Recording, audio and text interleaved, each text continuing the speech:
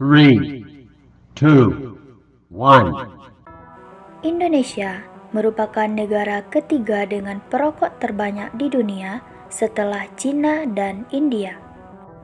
Walaupun banyak peringatan kesehatan tentang bahaya merokok, faktanya tetap saja banyak orang yang merokok. Seperti apa sih bahaya merokok bagi kesehatan? Nah, mari simak penjelasan berikut ini. Pada satu batang rokok, ada sekitar 600 bahan yang kalau dibakar bisa menimbulkan 7.000 bahan kimia lainnya, di mana diantaranya ada yang menjadi aktif dan bisa merusak badan kita. Komponen dalam rokok bisa dibagi menjadi dua bentuk, yaitu fase gas dan fase tar atau partikulan. Gas atau zat yang ditimbulkan oleh asap rokok seperti karbon monoksida, benzena, formaldehida, dan hidrogen sianida. Karbon monoksida adalah gas beracun yang mudah berikatan dengan hemoglobin di sel darah merah, sehingga hemoglobin yang seharusnya berikatan dengan oksigen malah berikatan dengan karbon monoksida dan menyebabkan jaringan tubuh kekurangan oksigen. Jika terjadi terus-menerus, bisa menyebabkan kerusakan dinding pembuluh darah. Benzena adalah senyawa yang bersifat karsinogen, dapat meningkatkan risiko leukemia atau kanker darah. Formaldehida mengakibatkan iritasi pada mata, hidung, dan tenggorokan. Hidrogen sianida dapat berdampak buruk pada jantung, sistem saraf, paru-paru, dan tiroid. Selanjutnya, fase tar atau partikulan. Tar bisa menempel pada paru-paru dan dapat merusak rambut halus pada paru-paru yang berfungsi membersihkan paru-paru dari dahak, sehingga meningkatkan risiko penyakit paru. Tar ini bersifat lengket dan berwarna coklat. Inilah yang menyebabkan gigi dan kuku menjadi kuning.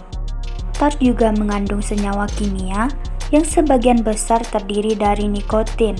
Nikotin adalah suatu zat yang bisa menimbulkan efek adiksi atau kecanduan, sehingga perokok sulit untuk menghentikan kebiasaan merokok.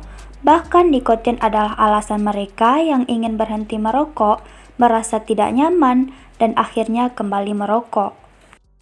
Hormon adrenalin juga berperan memacu detak jantung dan merangsang berkelompoknya sel pembuluh darah yang menyebabkan penyumbatan pada pembuluh darah.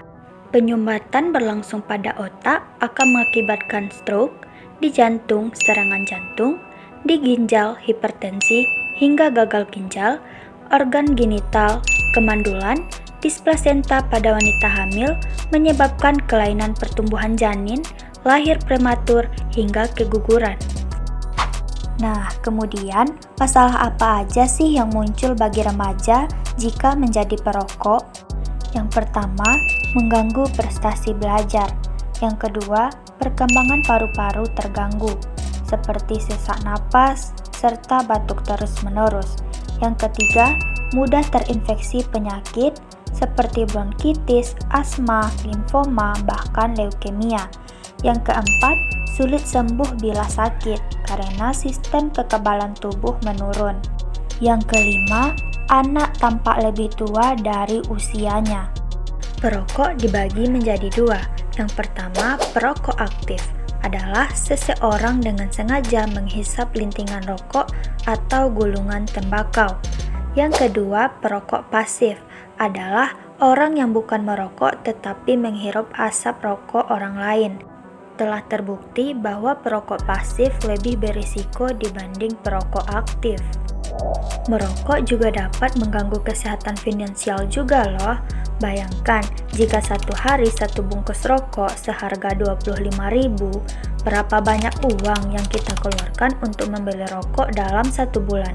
Berapa banyak uang yang kita keluarkan untuk 1 tahun? Sekian penjelasan tentang bahaya rokok. Yuk para remaja, kita sama-sama terbebas dari bahaya rokok.